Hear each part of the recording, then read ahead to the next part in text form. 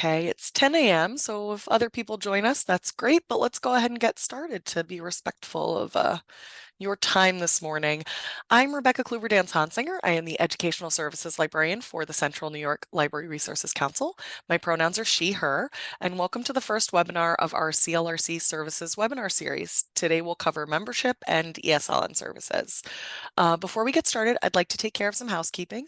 You may have noticed that you are muted upon entering this meeting. We would prefer you to stay muted throughout the presentation portion of this webinar, so please use the chat to introduce yourself and offer any comments or questions as they arise.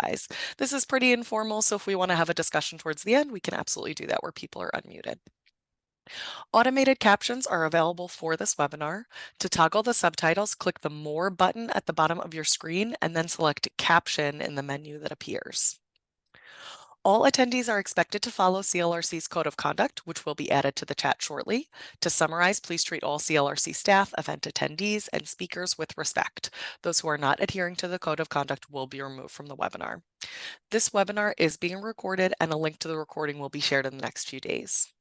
As I mentioned, this is the first in our three-part CLRC Services webinar series. You can join us for part 2 1 week from today on July 17th to hear about funding sources available through CLRC, and part 3 on July 24th to hear about continuing education, cultural heritage, and digitization services, health at CLRC, and resource sharing. Registering for this webinar means that you are automatically registered for the next two, but I will resend Zoom links as the date approaches. A link will be added to the chat so you can read more details about the upcoming webinars and share that link with others if you think they might be interested. Now, without further ado, I'd like to pass things over to CLRC's Executive Director, Ryan Perry. Great, thank you, Rebecca. I'm just gonna make sure I have things set up in a way that I can see what's going on.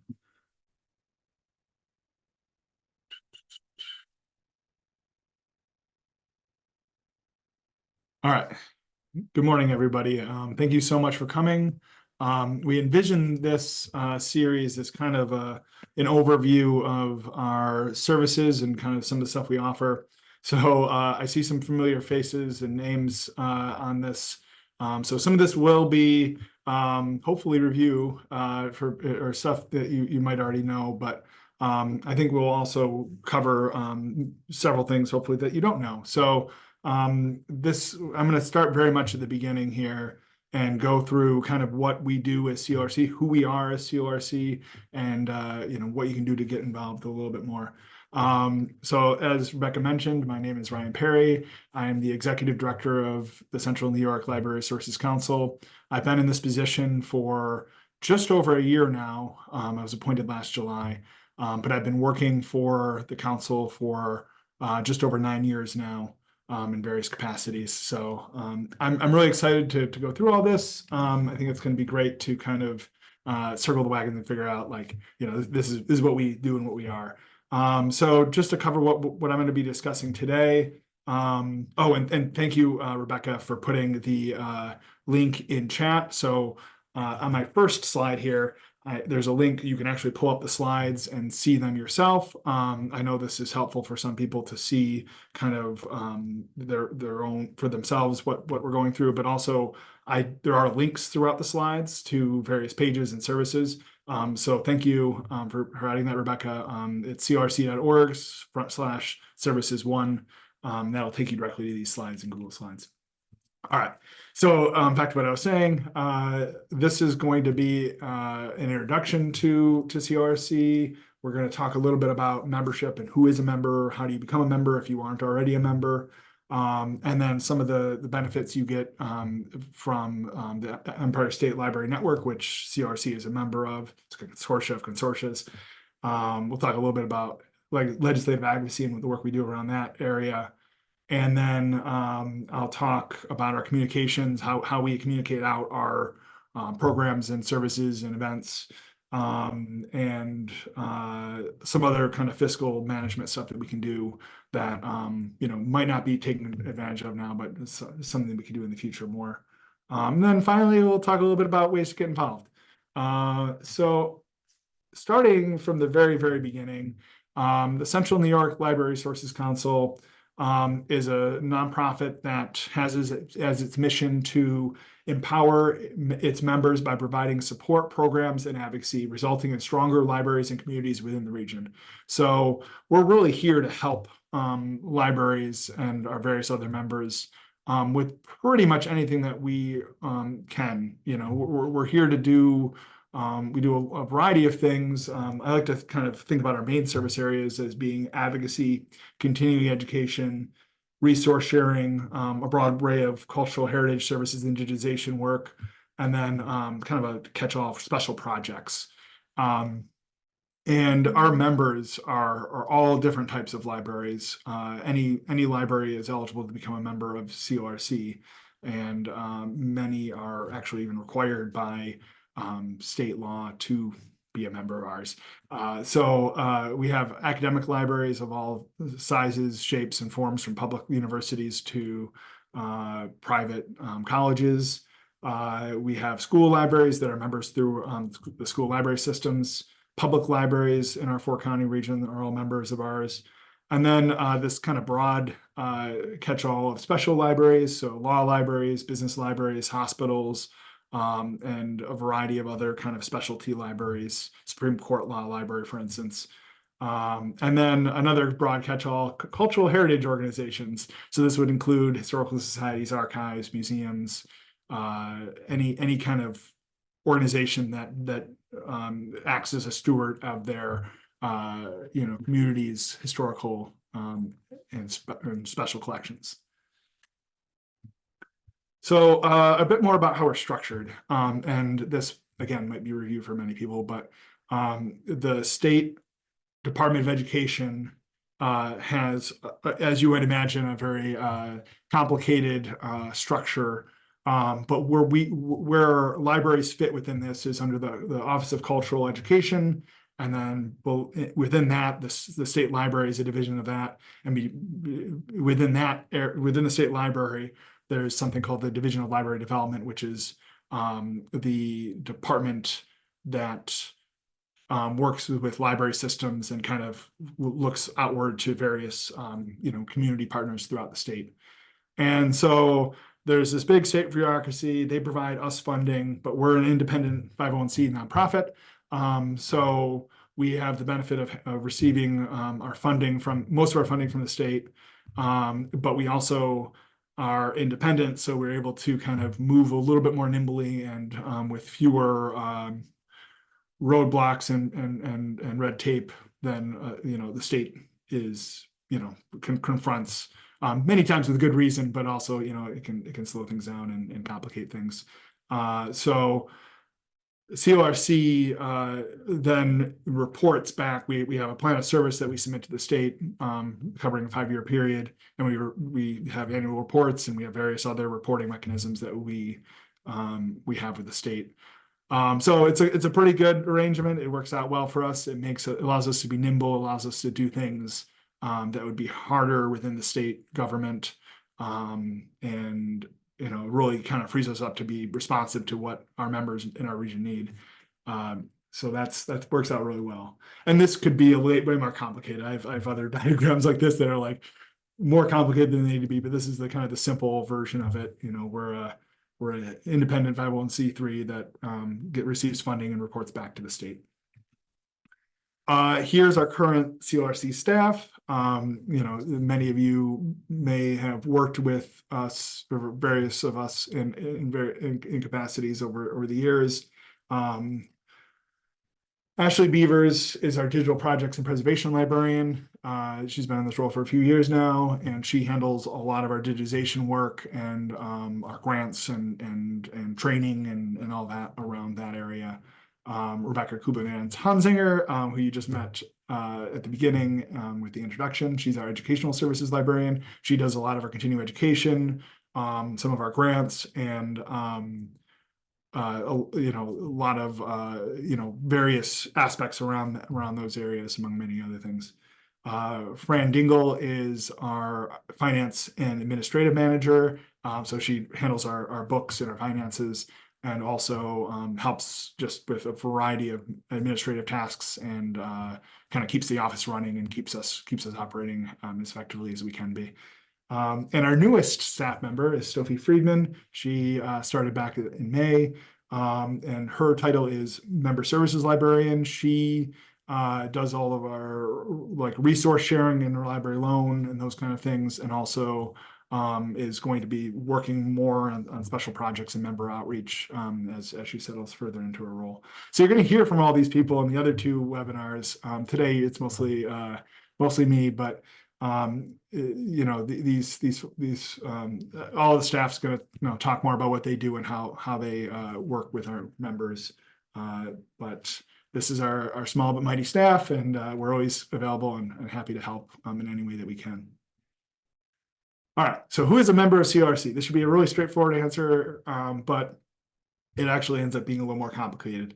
So we have kind of direct members. These are libraries that are that pay us their dues directly. And if you look at our member directory, which is linked up here, these are the folks that show up in our member directory. Some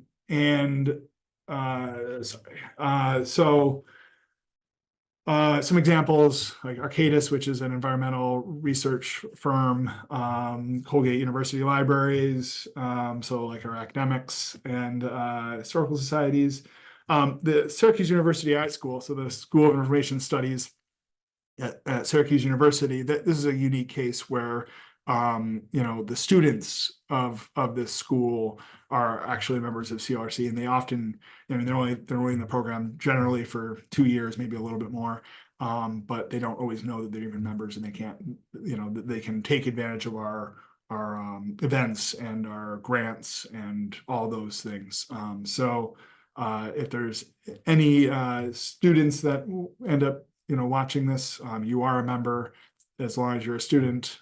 So please come to our events and participate. It's great to have kind of the next upcoming librarians that are, you know, participating and active. And then where it gets maybe more complicated or more confusing for some folks, we have our system members. So these are essentially members of our members.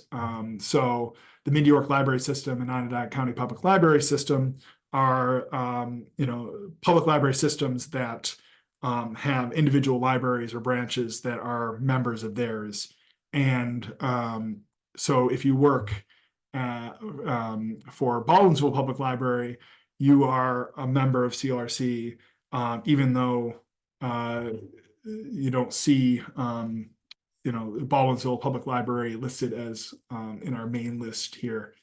If you do kind of scroll through a little bit and click through, you'll see all the individual libraries that are members through their members. And the same goes for the 4 school library systems that are in our region. So Oneida, Herkimer, Madison, BOCES, sorry. All the school districts that are a member of that school library system, the librarians in those libraries are members of ours as well. So again, it's a little, it can be a little bit confusing to kind of take that extra leap. But if you are a member of any of these organizations, then you are a member of CLRC through their membership in our organization. And this does kind of bring up some weird quirks. We serve 4 counties, which I'll show in a map in a minute. And some counties that are covered by school library systems, just how their maps are drawn differently, such as Oswego and Cortland counties, you know, are members of CLRC if you're in the school district, but not if you are in the public library down the street. So that can be a little confusing sometimes. So it's really based on the BOCES, the school library systems, not the other way around. And the converse of that is there's 2 school districts that are in Onondaga County, Skaneateles and Jordan Elbridge, for instance, that are they are a part of the Cayuga Onondaga BOCES. So they are not members of CLRC. They're members of South Central Regional Library Council. So yeah, everybody draws the map differently. It gets kind of weird sometimes, but that's kind of the gist of it.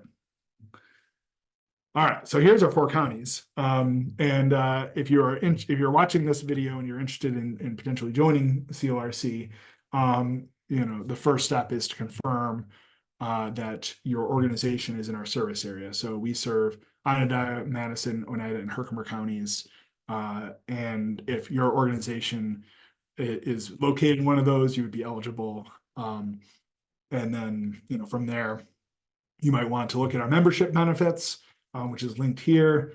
And this is a long list and doesn't go into detail. So, but you kind of get a sense for what is covered by membership. And because it doesn't go into detail, I really recommend that any prospective members meet with a staff member first.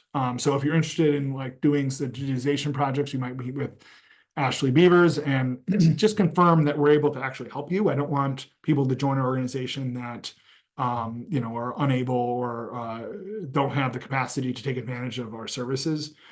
So definitely meet with us first to just, kind of make sure it's a good fit for both of us. We want to make sure that we can serve you, and you want to make sure that it's worth your time and the membership fee to join CLRC. And then determining the membership level is really, based in part on whether or not you're a library. So if you're a full member, that means you work in a library that has a collection, and there's some rules and regulations from the state that govern whether you're considered a library and would fall into that category, which again we can discuss with you.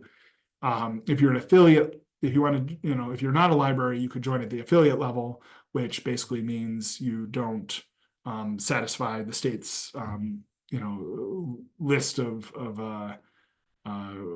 qualifications for being a library. You might still have some library materials, but you might be more of an archive or a special collection or some other kind of entity. And the heritage level, which we don't have too many members at this level anymore, but the heritage level is really intended just for institutions that want to take advantage of and contribute to New York Heritage digital collections, but don't necessarily want the other services that we offer. The big difference, if you're trying to decide between affiliate and heritage level, say if you're at a historical society or something like that, is that affiliate level members are eligible for our grants. And oftentimes that's a big incentive, and it enables you to better take advantage of our services. So that's partially why we don't have as many heritage members anymore, because the affiliate level allows you to take advantage of our grants. So this next slide has our membership dues. So these dues are billed annually. We usually send out the invoices in August, and they cover July. So they cover July to June. So this August 2024 will cover your membership from July 2024 to the end of June 2025. And here are our current rates. The full member has 2 tiers that are based on your operating budget. And then the affiliate's $115 a year. The heritage is only $45. We do offer personal memberships. This is often people who are not employed or affiliated with an organization, or the organization for whatever reason is not interested in joining CLRC, but they still want to take advantage of our continuing education, for instance. So we don't have many personal memberships either, but it is available if you're interested. Let's see. So the other thing to know is that if you are joining midway through the year as a new member, we typically prorate memberships. So we just calculate the number of months that you would be a member and charge you for those months, not the entire year. So that can be helpful, especially if people, as we're talking people towards the deadlines for grants, that they might be joining to take advantage of a grant, and we can work with you on that. This year we're gonna try something a little different, where we're gonna send a membership benefit report, which is going to be kind of listing of what we've done for our members, for you as a specific member, through the course of the last fiscal year. So last July to the end of this June. And we're going to be sending those out with our next member renewal invoices. And we've sent this, a few of you may have seen these. We've been kind of working with the formatting and stuff over the last year, and the plan is to have these ready to be sent out in August. So hopefully that'll kind of be a good summary of what we've done for you over the course of the year. All right. So this is like, I really don't see this as a sales pitch. We're definitely like more like how can we help you guys? But this is the point where I say, but wait, there's more.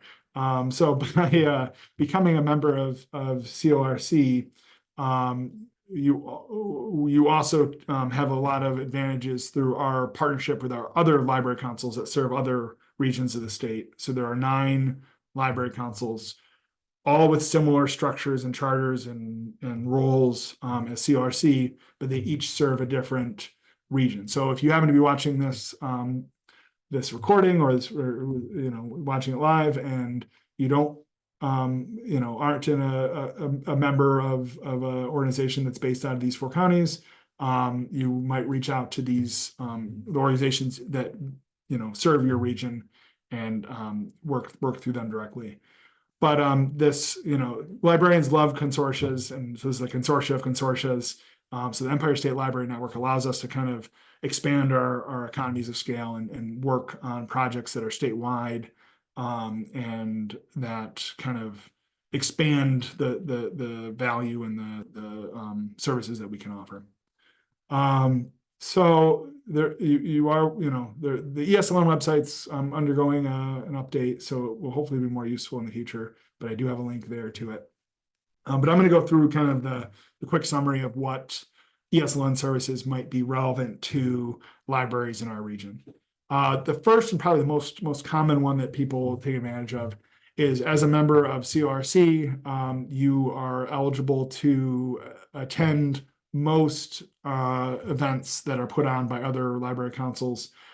So every library council puts out their own continuing education webinars, and you are eligible to attend those, which is awesome because we put on 2 or 3 a month usually, but there's other councils that do more than that. And just when you aggregate everything across the state, there's a lot more topics and programs that that we couldn't put on ourselves, but we work with our colleagues across the state to do. So many of these events do end up on the events list on the CLRC website, and you can scroll through and see some of the ESLN programs or programs put on by other library councils, but not necessarily all of the programs. So especially some of the councils that put on a lot of continuing education, it might pay to go to their individual websites, or if you're a subscriber on Nyline, a lot of the events get sent out over Nyline to the whole state. If you see anything that's related to or says ESLN, then you are eligible to attend those events.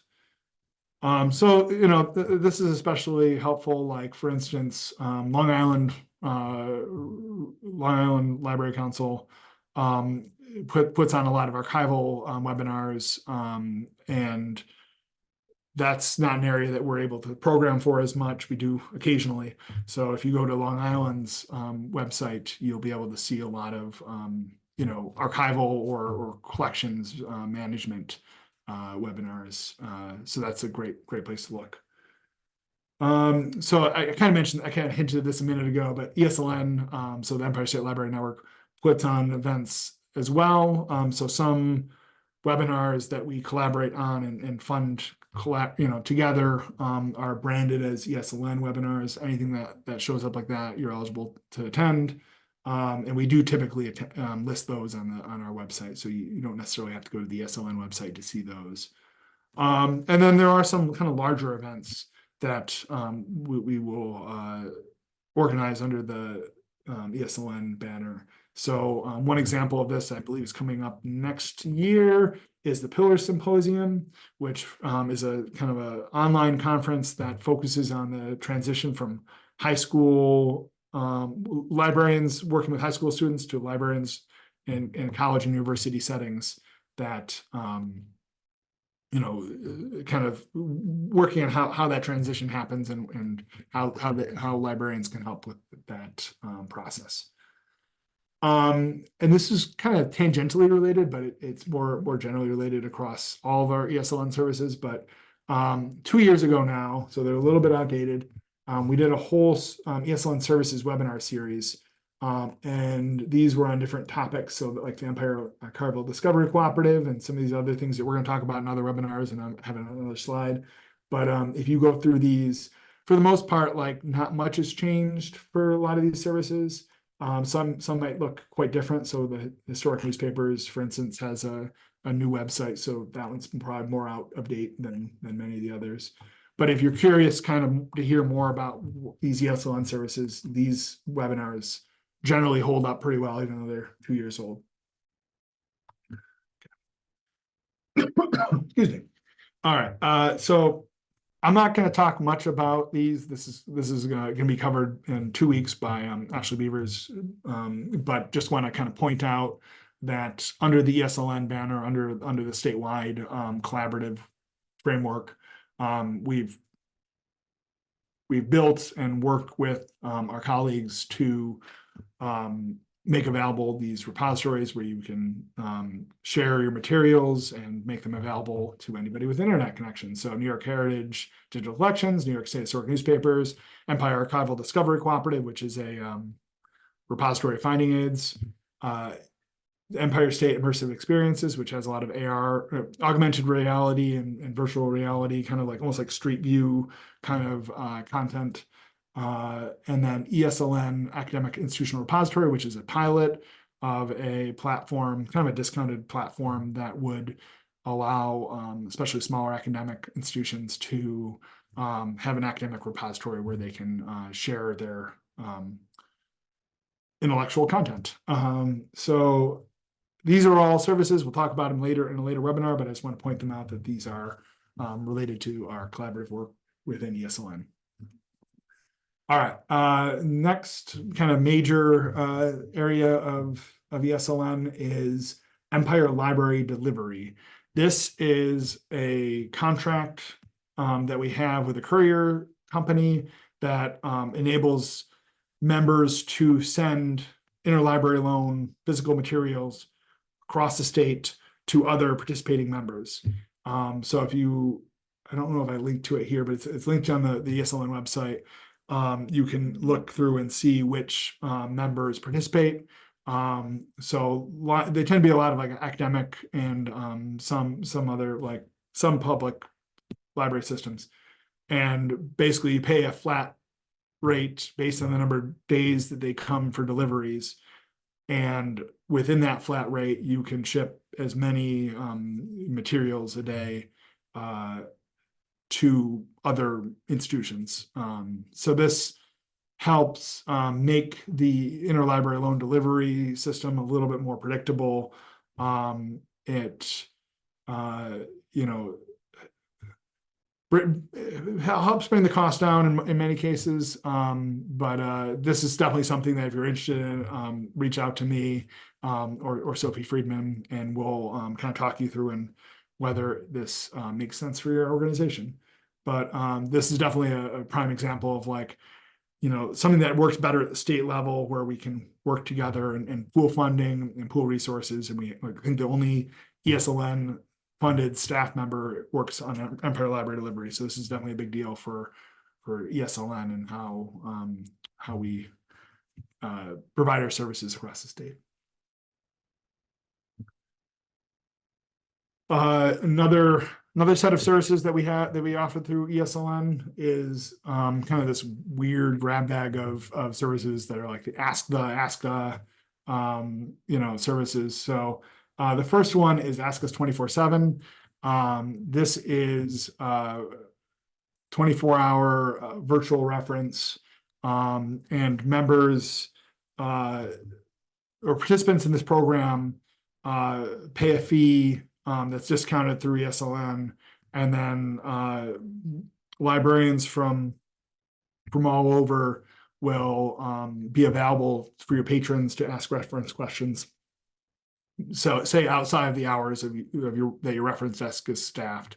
So it has been effective for the folks that use it, and it's kind of a way to provide that 24-hour service that, in lieu of Google, essentially, you can ask an actual librarian for help, and they, will be able to do many of the things that a librarian at your institution would. Obviously, like they would have the institutional knowledge, but it has worked well. It's a long-running program, and it's been successful. Another like really popular service that we offer in conjunction with our other library councils is Ask the Lawyer. So the way this works is we have a form on our website. You can submit a question that you're hoping for a legal answer to. The question comes to me, and I, usually review it and make sure that it hasn't, we make sure that it hasn't been already answered, or that it fits within the parameters of the program. And then we contract with an expert in library law, Stephanie Cole Adams, who's based out of Buffalo, but actually grew up in New Hartford. So she's kind of has a local connection. And she and her team answers the question. Sometimes there'll be kind of a private element of the answer. So if you ask something that's like sensitive or specific to your organization, they often give an answer that's more like kind of personalized. And then there's a public version of the answer that is listed under recently asked questions. And in this way, like you can kind of see, if it's a issue affecting your library, oftentimes it's affecting other libraries. And there's a really extensive list of answers on various topics. So you can filter by different tags. There's a ton of tags, and kind of see, if you're, this was really popular in COVID. So you'll see some stuff about like the COVID vaccine, and, she's especially a copyright expert. So there's a lot of questions about copyright. And you can click through and get, you see the question, and, a pretty, sometimes very in-depth answer that, cuts to the heart of the issue, and hopefully, helps you in your library avoid having to get direct counsel. Although, of course, if it's something very specific or you need like ongoing legal help, that's not really how this program works. Many libraries have directly worked with Stephanie Cole Adams to help them with a kind of ongoing legal issue. But for like a question or a smaller issue, this is a great place to start. And it's been very popular with our members. A newer service that I believe is no longer in pilot phase is Ask the Archivist. And this is a similar concept where you have a question on archival or special collections management, and you can submit the question on our website. And then it's answered by ESLN staff, many of whom are certified archivists, who can then, answer your question and give you kind of a quick advice. So there's a whole broad array of infrastructure around this that helps with various things. There's the Documentary Heritage and Preservation Service of New York, DIPSNY, that will come and do consultations. They're an outside organization, but they'll come out and do consultations with your library. But if you just have a quick question and you just want it answered, this is a great way to get that. And there's also recently asked questions, as you can see, and you can just kind of scroll through and see, what other people have asked, and maybe there's something relevant to your work that, you can benefit from that answer as well. All right, so moving on from ESLN, although ESLN has a role in this as well, I'm going to talk a little bit about our work with legislative advocacy. So CLRC does a lot of advocacy work, mostly at the state level, occasionally at the local, and very occasionally at the national level. A lot of our work is focused on library funding and policy priorities that affect libraries, across the state, but especially in our region.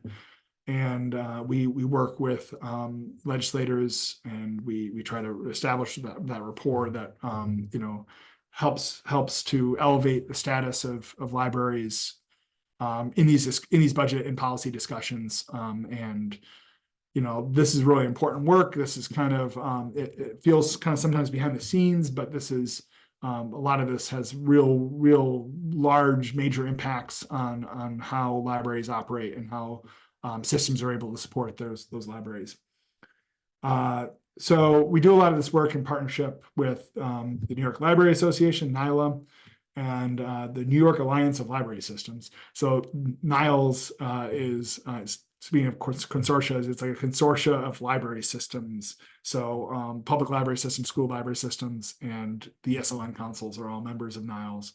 And we work together to help fund the work that's being done at NYLA. So Max Prime, who's the current legislative, I don't know what his exact title is, but he does like the essentially working with legislators, help, he gives speeches on the floor on occasion. He'll like testify on various topics and help kind of advance all this work that we're doing. And we as a system help to fund that work, and we collaborate and try to work to kind of enhance and push forward that work on the local level as well. And to that end, every December we hold legislative breakfasts, and we usually do one kind of in the eastern region, so like more Madison, Herkimer, Oneida County, so Mid-York region, and then another one in Onondaga County to kind of get the different sets of legislators. And what we do is we invite them usually to a library for breakfast, and we do speed dating. So we will, the legislators will each sit at a table, and all the library advocates, so mostly librarians, sometimes they're students, and other people from the community will go from table to table and tell their stories, explain what issues are affecting libraries, and what policy and funding priorities we are pushing for, and try to make the case like kind of one-on-one to legislators to improve our funding and policy landscape. These have been really popular. The legislators tend to really like it. Sometimes they'll send their aides, but oftentimes they come in person. They come themselves in person. And it's a great opportunity to establish that rapport and really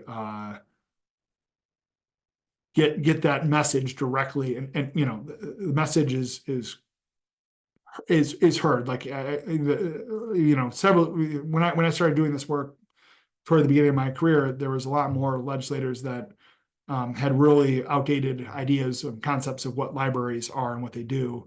Now, when we speak to legislators, they understand better that we aren't just a warehouse of books. We provide a variety of services and support for our communities, and technology and creative, programming and events and all that. That's all part of what we do, and I think that's that change in like their understanding is partially due to these events and these conversations that we've been having over the years.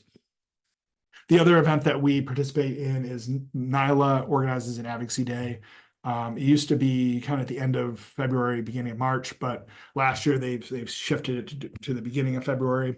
And so we organize meetings in Albany with legislators, and we also this coming year we're hoping to we're looking into the process of chartering a bus again. We used to do that back before COVID. So we usually have a good contingent of like 20 to 30 advocates that come from Syracuse, Utica, our region basically.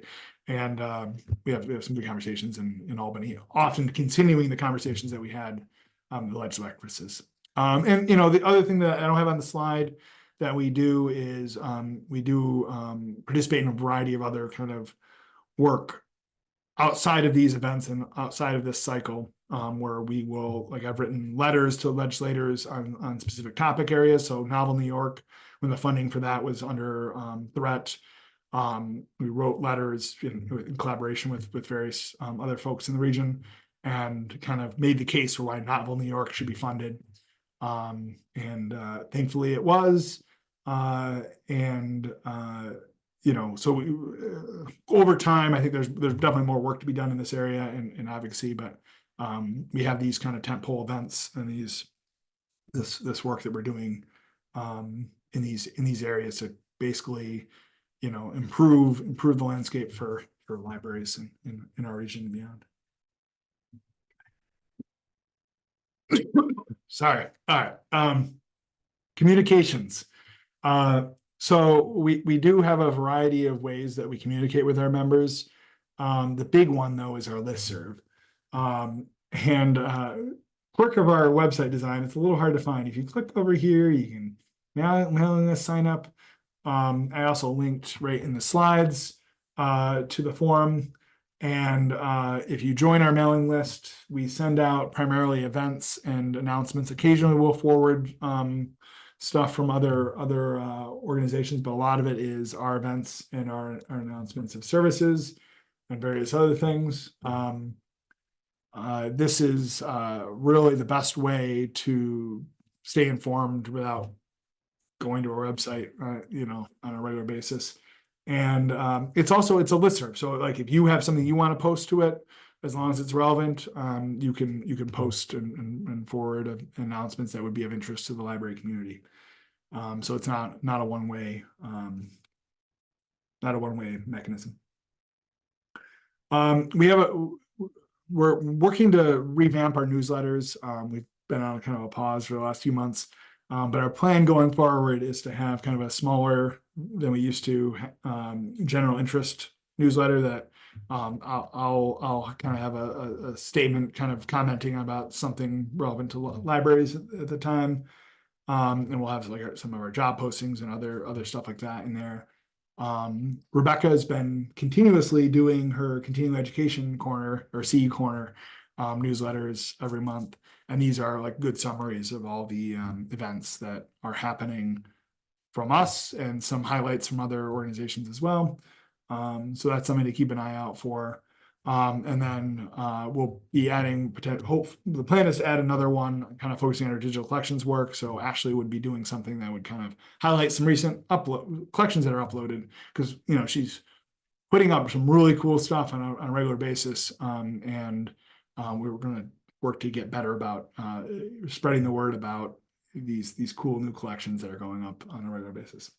The other thing that we have included sometimes in our newsletters and our listserv is we have job postings, and we also have this repository or this not repository, this listing on our website that's very heavily used, where we have list of jobs in the region. Sometimes it's directly in our 4 counties. Some are a little bit further afield, so like Cornell, but kind of in the general region. And this is a very heavily used page. So if you have a job that you want to post and you're trying to figure out somewhere else you can post it, you can submit a job posting here, and we usually get it up within a day or two. Yeah, just another good place to get the word out, or to look if you're looking to move to greener pastures. There's also jobs for you can view. So sorry. All right. Another area that we can help with is acting as a fiscal agent or a partner on grants. We've done kind of various pieces of this over the years, but we're open to doing more of this work. So a lot of times we have on occasion served as pass-throughs for organizations. So this is especially true of the school library systems and some of the SUNY schools if there's red tape or issues with making a payment to a certain vendor. We were happy to pay that vendor on your behalf and serve as a pass-through. And we're able to pay vendors pretty quickly, typically. If you're already a member of ours and you already pay us your dues, sometimes it's easier to pay us than to pay a new vendor. So we're happy to serve in that way. And then the other area that we haven't done as much recently is we have partnered with organizations on grants. So sometimes this is an eligibility thing, like we can, if we partner with your organization on the grant and help manage it, that might improve your eligibility or your likelihood of receiving the grant. We have Brand Ingle, our bookkeeper, who has worked on some pretty complicated grants over the last few years. So we had the American Rescue Plan Act that was very complicated, federal money filtered through state. So all these levels of bureaucracy, and she handled that masterfully. So if there's something that we can do in this area, this is kind of something where you just reach out and ask. We're happy to help. Sometimes we because we're smaller and we don't have as much bureaucracy, we can kind of move faster on things that might be harder at your institution. All right, and then you personally, how can you get involved in CLRC? Well, we do have a few committees that, and a lot of times we end up having to recruit members of the community committees because we're looking for a certain voice. So we might want to make sure that our committee is balanced and has a representative from a school library or a small academic institution or whatever. But we definitely welcome folks reaching out if they're interested in joining a committee.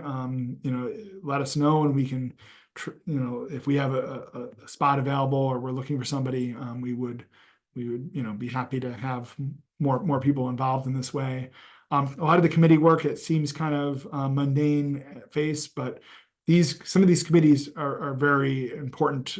So the Library Resources and Services Committee, for instance, is responsible for identifying or selecting our grant recipients or making recommendations to the board for grant recipients. So you get to see a lot of cool projects that are happening around the region, and then kind of fund the coolest ones and get the best. It's nice giving out money, and we're able to do that with our input from that committee. We do have new members of our board of trustees every year. Again, this can be more prescribed because actually by state law we have to have certain representatives from, say, the public library systems, Syracuse University, school library systems. There's various requirements that we have. But if you're interested in serving in this capacity, you can reach out to the nominating committee, or actually probably the best way to do so, as a general rule, is to reach out to Rebecca Hansinger, who is the staff liaison to that committee, and she can kind of put you in touch with that process. We do have some special interest groups in various stages of activity. Part of this was affected by Anna Dubkowski retiring back in January, and various other factors. But the three that we currently have that seem to be still a thing are resource sharing, library assistants, and academic librarians. These are kind of small groups that meet once every month or two, that kind of discuss and support each other in these areas. And they work best when they're kind of grassroots. So like if you're an academic librarian, you're interested in a certain topic, we can facilitate that. We can help put you in touch with and organize the group. But it's really great to see what these groups are interested in, what they want, what helps them get that support and camaraderie and networking that they're looking for. So yeah, we're open to other special interest groups if there's sufficient interest. Really, it's a question of somebody coming to us and like making the case for it and having sufficient interest in the region to support it. We're also looking forward to new platforms for member engagement. We've been floating around the idea of maybe putting together a regional Slack channel or something. So basically, like if you've never used Slack before, it can be a way to kind of confer with colleagues and ask questions of people and kind of get these crowdsourced, answers from people who might be outside of your normal network. So obviously, like if you're at a large, work for a library in the SUNY system, there's various, organizations and structures there. But it can also be interesting to hear from somebody at Colgate University who might not otherwise, have much contact with. And so, like, I think that's, kind of to wrap up, actually, a lot of what we think of ourselves as is a way to like kind of connect various librarians and cultural heritage workers and all that with folks across the region. And since we work with all different types of members, we often know somebody who can help or has expertise in a certain area. And we're really working to try to find ways to strengthen that process. And you're always welcome to reach out to us.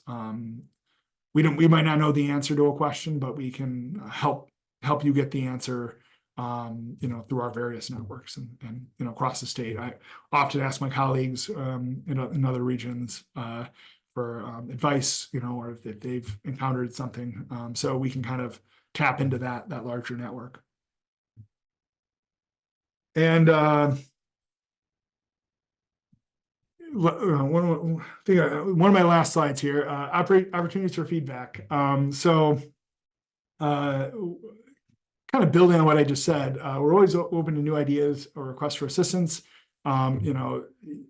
We've piloted several new programs recently, several of which grew out of conversations that we've had with our members on site visits or various things. And we're constantly looking for ways that we can improve our service or kind of try something new. We have some freedom to do that. And I think that's really another area where we can be really helpful is if you're hitting roadblocks or you don't have the support that you need in various other capacities, come to us. Like maybe we can help. Maybe we can find somebody else who can help. We're really interested in doing what we can for the region, and we often don't know what is needed without people asking us. So email us, reach out. We're here to help in any way we can. We do sometimes send out surveys on specific topics. So like, for instance, Rebecca recently sent out a continuing education survey. That's a great way to like, fill those out. And that helps us decide our programming and what areas we're missing, where our gaps are, or what we need to like kind of double down on. So it's really helpful when we send out those surveys to have that feedback. And then I mentioned toward the beginning of my presentation that we have a 5-year plan of service. That plan of service ends in 2026, which feels like a long time from now, but it's not. So pretty soon we're going to be starting the process of gathering feedback and kind of more formally charting our course for 2026 to 2031. So we're going to have focus groups. The last time we did around, we had some meetings and focus groups and surveys and various other mechanisms to try to gather what is needed, what our organization can do for the region, and that again, the feedback is we're a member-driven organization, and that engagement with our membership helps us know what it is we should be doing. So I look forward to that process. I know it's kind of like it will be a little daunting, but it'll be nice to kind of think long term and what the next 5 years will look like. So Rebecca mentioned in the beginning, we have two other webinars in the series coming up. The next one's on grant and funding sources. So this is focused on the grants that we give out to our members. And then 2 weeks from now, we have kind of more of a grab bag of other services: continuing education, cultural heritage digitization services, health at CLRC. I should have had Sarah Lawler on that slide with our staff, but she's a contractor with she works at Upstate, but she runs our health at CLRC program. And then resource sharing will be another topic that's covered that day as well. And by being here, being signed up for this webinar, you will also be signed up. The links are the same for those webinars. So if you register for this one, you're registered for all three. And the recordings for all three webinars will be available publicly on our website. So you'll be able to refer back to these, and especially certain topics or areas that you want to know more about. So questions, feedback, there's a link to the slides again. Anybody have anything they want me to go into more depth about? My staff, is there anything that I missed or I should expand on? Oh, wait, I can't hear you, but I don't know if that's me or.